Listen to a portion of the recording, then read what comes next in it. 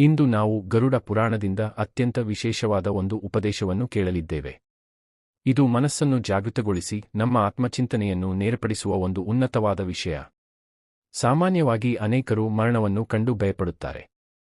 ಆದರೆ ಶಾಸ್ತ್ರವು ನಮಗೆ ಆಳವಾದ ಒಂದು ಸತ್ಯವನ್ನು ಮನವರಿಕೆ ಮಾಡಿಕೊಡುತ್ತದೆ.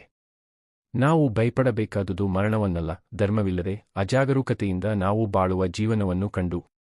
ಇಂದು ನಾವು ಯಮ ಮಾರ್ಗದಲ್ಲಿರುವ ವೈತರಣಿ ನದಿಯ ಬಗ್ಗೆ ನೋಡಲಿದ್ದೇವೆ. ಅಲ್ಲಿಗೆ ಯಾರು ಹೋಗುತ್ತಾರೆ, ಅವರು ಏಕೆ ಕಷ್ಟಪಡುತ್ತಾರೆ, ಎಲ್ಲಕ್ಕಿಂತ ಮಿಗಿಲಾಗಿ ಆ ನದಿಯನ್ನು ದಾಟಲು ಭಗವಾನ್ ಶ್ರೀಕೃಷ್ಣನು ತೋರಿಸಿದ ಉಪಾಯವೇನು, ಧರ್ಮ ಮತ್ತು ವಿಷ್ಣು ಸ್ಮರಣೆಯು ನಮ್ಮನ್ನು ಹೇಗೆ ಕಾಪಾಡುತ್ತದೆ ಎಂಬುದರ ಬಗ್ಗೆ ಈಗ ನೋಡೋಣ. ವೈನತೆಯ ಒಬ್ಬನು ತನ್ನ ಕರ್ತವ್ಯವನ್ನು ಸರಿಯಾಗಿ ಮಾಡಿದರೆ ಅವನಿಗೆ ಜಯ ಸಿಗುತ್ತದೆ. ದೇವತೆಗಳಾಗಲಿ ಮನುಷ್ಯರಾಗಲಿ ಅನುಭವಿಸುವ ಸುಖಗಳೆಲ್ಲವೂ ಅವರು ಮಾಡಿದ ಪುಣ್ಯದ ಫಲವೇ. ಆದರೆ ಕರ್ತವ್ಯವನ್ನು ಮಾಡದೇ ಇರುವುದು, ಕೋಪ ಮತ್ತು ಆಸೆಯಿಂದ ಉಂಟಾಗುವ ಪಾಪಗಳಿಂದ ನರಕ ಯಾತನೆ ಉಂಟಾಗುತ್ತದೆ. ಅಲ್ಲಿಂದ ಹೊರಬರುವುದು ಅತ್ಯಂತ ಕಷ್ಟಕರ. ಈಗ ಯಮ ಮಾರ್ಗದಲ್ಲಿರುವ ವೈತರಣಿ ನದಿಯ ಬಗ್ಗೆಯೂ, ಪಾಪಗಳಿಗಾಗಿ ಅಲ್ಲಿ ಅನುಭವಿಸುವ ಸಂಕಷ್ಟಗಳು ಮತ್ತು ಅದನ್ನು ದಾಟಲು ಅಗತ್ಯವಿರುವ ವೈತರಣಿ ಹಸು ದಾನ, ಭಗವಾನ್ ವಿಷ್ಣು, ಗಂಗೆ ಮತ್ತು ಬ್ರಾಹ್ಮಣರ ಮಹಿಮೆಯ ಬಗ್ಗೆಯೂ ಹೇಳುತ್ತೇನೆ ಎಂದು ಭಗವಂತನು ಪ್ರಾರಂಭಿಸುತ್ತಾನೆ. ಗರುಡನು ಹೇಳುತ್ತಾನೆ, ಹೇ ದೇವಾದಿ ದೇವನೇ, ಮಹಾಗುರುವೇ, ಮಹಾಪ್ರಭುವೇ, ದಯವಿಟ್ಟು ವೈತರಣಿಯ ಸಂಬಂಧದಲ್ಲಿ ದಾನದ ಮಹಿಮೆ ಮತ್ತು ಅದರ ಶಾಸ್ತ್ರೀಯ ಸಾಕ್ಷ್ಯಾಧಾರಗಳನ್ನು ವಿವರಿಸಬೇಕೆಂದು ವಿನಂತಿಸುತ್ತೇನೆ. ಅದಕ್ಕೆ ಭಗವಂತನು ಹೇಳುತ್ತಾನೆ, ತಾರ್ಕ್ಷಣೆ, ಯಮಲೋಕಕ್ಕೆ ಹೋಗುವ ದಾರಿಯಲ್ಲಿ ವೈತರಣಿ ಎಂಬ ಮಹಾನದಿಯಿದೆ. ಅದು ಅಳೆಯಲಾಗದುದು, ದಾಟಲಾಗದುದು ಮತ್ತು ಪಾಪಿಗಳ ಕೇವಲ ದರ್ಶನ ಮಾತ್ರದಿಂದಲೇ ಅವರನ್ನು ಭಯಪಡಿಸುವಂತಹುದು. ಆ ನದಿಯ ನೀರು ಕೀವು ಮತ್ತು ರಕ್ತದಂತ ನೀರಿನಿಂದ ತುಂಬಿರುತ್ತದೆ. ಮಾಂಸಮಯ ಕೆಸರಿನಿಂದ ಆವೃತವಾಗಿರುವ ಆ ನದಿಯು ಪಾಪಿಗಳು ದಡಕ್ಕೆ ಬರುವುದನ್ನು ಕಂಡ ತಕ್ಷಣ ಅವರನ್ನು ಹೆದರಿಸಲು ಅನೇಕ ಭಯಾನಕ ರೂಪಗಳನ್ನು ತಾಳುತ್ತದೆ. ಆ ನದಿಯ ಮಧ್ಯೆ ನೀರು ಎಣ್ಣೆಯಂತೆ ಕುದಿಯುತ್ತಿರುತ್ತದೆ. ಅದರಲ್ಲಿ ಹಂದಿಯ ಮುಖದಂತಹ ಹುಳುಗಳು, ಕ್ರೂರ ಮೊಸಳೆಗಳು, ಗರಿಯಾಲಗಳು, ಅಲಿಗೇಟರ್ಗಳು ಸೇರಿದಂತೆ ಇತರ ಹಿಂಸ್ರ ಮಾಂಸಾಹಾರಿ ಜಲಚರಗಳು ತುಂಬಿರುತ್ತವೆ. ಪ್ರಳಯ ಕಾಲದಲ್ಲಿ 12 ಸೂರ್ಯರು ಉದಯಿಸಿದರೆ ಎಷ್ಟು ಶಾಖವಿರುತ್ತದೆಯೋ ಅಷ್ಟು ಶಾಖವು ಅಲ್ಲಿ ಯಾವಾಗಲೂ ಇರುತ್ತದೆ.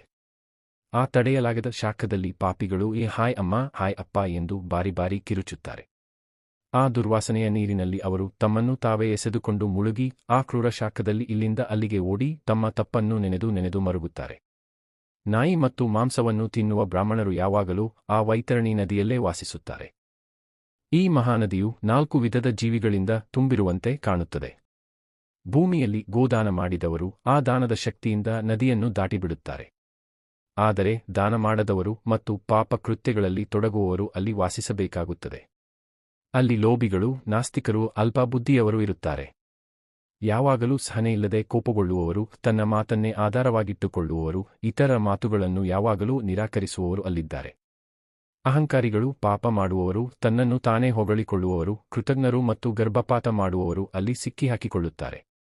ಒಂದು ವೇಳೆ ಆ ನದಿಯನ್ನು ದಾಟಬೇಕೆಂಬ ಆಸೆ ಒಬ್ಬನಿಗೆ ಬಂದರೆ ಅದಕ್ಕಿರುವ ದಾರಿಯನ್ನು ಕೇಳು.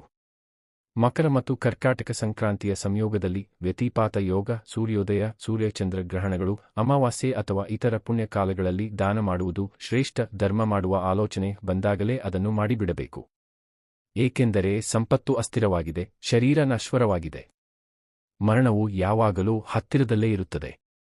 ಕಪ್ಪು ಅಥವಾ ಕೆಂಪು ಬಣ್ಣದ ಮಂಗಳಕರ ಗುರುತುಗಳನ್ನು ಹೊಂದಿರುವ ಹಸು, ಚಿನ್ನದ ಕೊಂಬುಗಳು, ಬೆಳ್ಳಿಯ ಗೊರಸುಗಳು ಮತ್ತು ಕಂಚಿನ ಹಾಲು ಕರೆಯುವ ಪಾತ್ರೆಯೊಂದಿಗೆ ದಾನ ಮಾಡಬೇಕು. ಕಪ್ಪು ವಸ್ತ್ರಗಳಿಂದ ಅಲಂಕರಿಸಿ 7 ಧಾನ್ಯಗಳೊಂದಿಗೆ ಒಬ್ಬ ಬ್ರಾಹ್ಮಣನಿಗೆ ಅದನ್ನು ಅರ್ಪಿಸಬೇಕು. ದ್ರೋಣಾಚಲ ಪರ್ವತದ ತುದಿಯಲ್ಲಿ ತಾಮ್ರದ ಪಾತ್ರೆಯ ಮೇಲೆ ಕಬ್ಬಿಣದ ದಂಡವನ್ನು ಹಿಡಿದಿರುವ ಯಮರಾಜನ ಚಿನ್ನದ ವಿಗ್ರಹವನ್ನು ಪ್ರತಿಷ್ಠಾಪಿಸಿ, ಬಲವಾದ ಕಟ್ಟುಗಳನ್ನು ಹೊಂದಿರುವ ಕಬ್ಬಿನಿಂದ ಮಾಡಿದ ದೋಣಿಯನ್ನು ಸಿದ್ಧಪಡಿಸಿ ಅದನ್ನು ಆ ಸೂರ್ಯ ಕುಲದ ಹಸುವಿನೊಂದಿಗೆ ಜೋಡಿಸಬೇಕು. ಛತ್ರಿ, ಪಾದುಕೆ, ಉಂಗುರ, ವಸ್ತ್ರ ಮೊದಲಾದವುಗಳಿಂದ ಬ್ರಾಹ್ಮಣನನ್ನು ತೃಪ್ತಿಪಡಿಸಿ ಜಲ ಮತ್ತು ದರ್ಬೆಯೊಂದಿಗೆ ಮಂತ್ರಗಳನ್ನು ಹೇಳಿ ಆ ವೈತರಣಿ ಹಸುವನ್ನು ದಾನ ಮಾಡಬೇಕು. ಭಗವಂತನನ್ನು, ಆಚಾರ್ಯರನ್ನು, ತಾಯಿ, ತಂದೆ ಮತ್ತು ಹಿರಿಯರನ್ನು ಗೌರವಿಸದ ಮೂರ್ಖರು ಆ ನದಿಯಲ್ಲಿ ಇರುತ್ತಾರೆ. ಸದ್ಗುಣಶೀಲ ಪತ್ನಿಯನ್ನು ಕೈಬಿಡುವ ಮೂರ್ಖರು ಆ ನದಿಯಲ್ಲಿ ಬೀಳುತ್ತಾರೆ.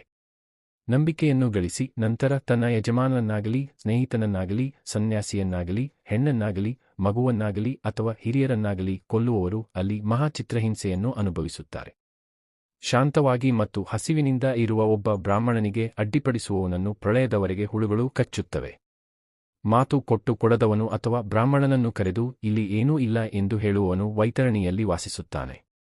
ಬೆಂಕಿ ಹಚ್ಚುವವನು, ವಿಷ ಕೊಡುವವನು, ಸುಳ್ಳು ಸಾಕ್ಷಿ ಹೇಳುವವನು, ಮದ್ಯ ಮಾರುವವನು, ಯಜ್ಞವನ್ನು ನಾಶಪಡಿಸುವವನು, ಚಾಡಿ ಹೇಳುವವನು, ಸಂಭಾಷಣೆಗೆ ಅಡ್ಡಿಪಡಿಸುವವನು, ಕೊಟ್ಟ ವಸ್ತುವನ್ನು ಕಿತ್ತುಕೊಳ್ಳುವವನು, ಗದ್ದೆಯ ಬದುಗಳನ್ನು ಮತ್ತು ಸೇತುವೆಗಳನ್ನು ನಾಶಪಡಿಸುವವನು, ರಾಜ್ಕುಮಾರಿಯೊಂದಿಗೆ ಹೋಗುವವನು, ಪರಸ್ತ್ರೀಯನ್ನು ಅಪಹರಿಸುವವನು, ಸುಗಂಧ ದ್ರವ್ಯಗಳನ್ನು ಮಾರುವವನು, ಶೂದ್ರ ಹೆಣ್ಣನ್ನು ಮದುವೆಯಾದ ಬ್ರಾಹ್ಮಣನು, ದಾಹದಿಂದಿರುವ ಹಸುಗಳಿಗಾಗಿ ತೋಡಿದ ಬಾವಿಯನ್ನು ನಾಶಪಡಿಸುವವನು, ಕನ್ಯೆಯೊಂದಿಗೆ ಅಕ್ರಮ ಸಂಬಂಧ ಹೊಂದುವವನು, ದಾನ ನೀಡಿದ ನಂತರ ಮರುಗುವವನು, ಕಪಿಲ ಹಸುವಿನ ಹಾಲು ಕುಡಿಯುವವನು. ಮಗದೊಮ್ಮೆ ಹೇಳುತ್ತೇನೆ, ಕಪಿಲ ಹಸುವಿನ ಹಾಲು ಕುಡಿಯುವವನು. ಇಂತಹ ಪಾಪಿಗಳೆಲ್ಲರೂ ಅಲ್ಲಿ ವಾಸಿಸುತ್ತಾರೆ.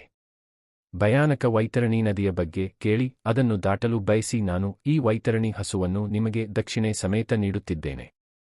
ಬ್ರಾಹ್ಮಣನೇ, ಹಸುಗಳು ನನ್ನ ಮುಂದೆ ಇರಲಿ, ಹಸುಗಳು ನನ್ನ ಪಕ್ಕದಲ್ಲಿ ಇರಲಿ ಮತ್ತು ಹಸುಗಳು ನನ್ನ ಹೃದಯದಲ್ಲಿ ಇರಲಿ. ನಾನು ಹಸುಗಳ ಮಧ್ಯೆ ವಾಸಿಸಲಿ. ವಿಷ್ಣು ಸ್ವರೂಪಿಯೇ, ಭೂದೇವನೇ, ನನ್ನನ್ನು ಕಾಪಾಡಿ ಎಂದು ಪ್ರಾರ್ಥಿಸಬೇಕು. ಧರ್ಮರಾಜನ ವಿಗ್ರಹ ಮತ್ತು ಹಸುವನ್ನು ಪ್ರದಕ್ಷಿಣೆ ಮಾಡಿ, ಆ ಸಮಯದಲ್ಲಿ ಬ್ರಾಹ್ಮಣನನ್ನು ಮುಂದೆ ನಿಲ್ಲಿಸಿ, ಹಸುವಿನ ಬಾಲವನ್ನು ಹಿಡಿದುಕೊಂಡು, ಹಸುವೇ, ಯಮನ ಭಯಾನಕ ದ್ವಾರದಲ್ಲಿ ನಾನು ದಾಟಲು ನೀನು ನನಗಾಗಿ ಕಾಯುತ್ತಿರು. ವೈತರಣಿ ದೇವಿಯೇ, ನಿನಗೆ ನಮಸ್ಕಾರವೇ ಎಂದು ಹೇಳಿ, ಆ ಹಸುವನ್ನು ಬ್ರಾಹ್ಮಣನ ಕೈಗೆ ನೀಡಿ, ಅವನ ಮನೆವರೆಗೆ ಜೊತೆಯಾಗಿಯೇ ಹೋಗಬೇಕು. ಹೀಗೆ ಮಾಡಿದರೆ, ದಾನ ಮಾಡಿದವನಿಗೆ ಆ ನದಿಯು ಸುಲಭವಾಗಿ ದಾಟಲು ಸಾಧ್ಯವಾಗುತ್ತದೆ. ಈ ಭೂಮಿಯಲ್ಲಿ ಗೋದಾನ ಮಾಡುವವನು ತಾನು ಬಯಸಿದ್ದನ್ನೆಲ್ಲವನ್ನೂ ಪಡೆಯುತ್ತಾನೆ. ಸತ್ಕರ್ಮಗಳ ಪ್ರಭಾವದಿಂದ ಒಂದು ಜೀವವು ಇಹಲೋಕದಲ್ಲೂ ಮತ್ತು ಪರಲೋಕದಲ್ಲೂ ಸುಖವನ್ನು ಪಡೆಯುತ್ತದೆ. ಆರೋಗ್ಯವಾಗಿದ್ದಾಗ ಮಾಡುವ ದಾನ 1000 ಪಟ್ಟು ಫಲ ನೀಡುತ್ತದೆ. ಅನಾರೋಗ್ಯದ ಸಮಯದಲ್ಲಿ ಮಾಡುವುದು 100 ಪಟ್ಟು ಫಲ ನೀಡುತ್ತದೆ. ಮೃತರ ಕಲ್ಯಾಣಕ್ಕಾಗಿ ಎಷ್ಟು ದಾನ ನೀಡಲಾಗುತ್ತದೆಯೋ ಅಷ್ಟು ಪುಣ್ಯ ಸಿಗುತ್ತದೆ. ಆದ್ದರಿಂದ ಒಬ್ಬನು ತನ್ನ ಕೈಯಾರೆ ಧರ್ಮವನ್ನು ಮಾಡಬೇಕು. ಮರಣದ ನಂತರ ಯಾರಿಗಾಗಿ ಯಾರು ಮಾಡುತ್ತಾರೆ? ಉಸಿರು ಎಂಬುದು ಒಬ್ಬ ಅತಿಥಿಯಂತೆ. ಯಾವಾಗ ಬೇಕಾದರೂ ನಮ್ಮನ್ನು ಬಿಟ್ಟು ಹೋಗಬಹುದು. ಪಕ್ಷಿಗಳ ರಾಜನೇ, ಮರಣದ ನಂತರ ಮಾಡಬೇಕಾದ ವಿಧಿವಿಧಾನಗಳು ಮತ್ತು ಆತ್ಮವು ಅನುಭವಿಸುವ ಸಂಕಷ್ಟಗಳನ್ನು ವಿವರಿಸಿದ್ದೇನೆ ಎಂದು ಭಗವಂತನು ಹೇಳಿದನು. ಸೂತರು ಹೇಳಿದರು, ಹೇ ಬ್ರಾಹ್ಮಣರೇ, ಹೇ ಋಷಿಗಳೇ, ಇದು ಜೀವಿಗಳ ಜನ್ಮಾದಿಗಳ ಕುರಿತು ಸಂಪೂರ್ಣ ವಿಧಿವಿಧಾನವಾಗಿದೆ. ಭಗವಂತನು ಹೇಳಿದ ಜನ್ಮ, ಮರಣ, ಪ್ರೇತಸ್ಥಿತಿ ಮತ್ತು ಅಂತ್ಯಕ್ರಿಯೆಗಳ ನಿಯಮವೇ ಇದು. ಭಗವಾನ್ ವಿಷ್ಣುವಿನ ಅಮೃತವಾಣಿಯನ್ನು ಕೇಳಿ ಎಲ್ಲ ಋಷಿಗಳು ಅತ್ಯಂತ ಸಂತೃಪ್ತರಾದರು ಮತ್ತು ಸೂತರನ್ನು ಹೊಗಳಿದರು. ಶೌನಕ ಮುಂತಾದ ಋಷಿಗಳು ಕೂಡ ಅತ್ಯಂತ ಸಂತೋಷಪಟ್ಟರು. ಒಬ್ಬನು ಯಾವುದೇ ಸ್ಥಿತಿಯಲ್ಲಿದ್ದರೂ ಊಟ ಮಾಡುವಾಗಲೂ ಸಹ ಕಮಲನಯನನಾದ ವಿಷ್ಣುವನ್ನು ಸ್ಮರಿಸಿದರೆ ಅವನು ಒಳಗೆ ಮತ್ತು ಹೊರಗೆ ಪವಿತ್ರನಾಗುತ್ತಾನೆ. ಎಲ್ಲಿ ಶ್ರೀಮನ್ನಾರಾಯಣನಿದ್ದಾನೋ ಅಲ್ಲೇ ಜಯ ಮತ್ತು ಮಂಗಳವಿದೆ. ಧರ್ಮವೇ ಗೆಲ್ಲುವುದು, ಸತ್ಯವೇ ಗೆಲ್ಲುವುದು, ಕ್ಷಮೆಯೇ ಗೆಲ್ಲುವುದು. ವಿಷ್ಣುವೇ ಗೆಲ್ಲುವವನು, ಅಸುರರಲ್ಲ. ವಿಷ್ಣುವೇ ನಮಗೆ ತಾಯಿ, ತಂದೆ, ಸಂಬಂಧಿಕರು ಎಲ್ಲವೂ. ಹರಿಯೇ ಗಂಗೆ, ಹರಿಯೇ ಬ್ರಾಹ್ಮಣ. ಇವು 3 ಈ ಪ್ರಪಂಚದ ಸಾರ. ಈ ಉಪದೇಶವು ನಮ್ಮನ್ನು ಹೆದರಿಸಲು ಅಲ್ಲ, ಸರಿದಾರಿಗೆ ತರಲು. ಧರ್ಮವನ್ನು ಮುಂದೂಡಬೇಡಿ. ಮನುಷ್ಯ ಜನ್ಮವನ್ನು ವ್ಯರ್ಥ ಮಾಡಬೇಡಿ. ಯಾವಾಗಲೂ ಆ ಪರಂಧಾಮನನ್ನು ಸ್ಮರಿಸಿ. ಆ ನಾರಾಯಣನು ನಮಗೆಲ್ಲರಿಗೂ ಸದ್ಬುದ್ಧಿಯನ್ನು, ಭಕ್ತಿಯನ್ನು ಮತ್ತು ರಕ್ಷಣೆಯನ್ನು ಕರುಣಿಸಲಿ. ಇಂತಹ ಸನಾತನ ಧರ್ಮದ ಕುರಿತಾದ ಆಧ್ಯಾತ್ಮಿಕ ಮಾಹಿತಿಯನ್ನು ನಿರಂತರವಾಗಿ ತಿಳಿದುಕೊಳ್ಳಲು ಈ ವಿಡಿಯೋವನ್ನು ಲೈಕ್ ಮತ್ತು ಸಬ್ಸ್ಕ್ರೈಬ್ ಮಾಡಿ. ಧನ್ಯವಾದಗಳು. ಸರ್ವಂ ಶ್ರೀ ಕೃಷ್ಣಾರ್ಪಣಮಸ್ತು.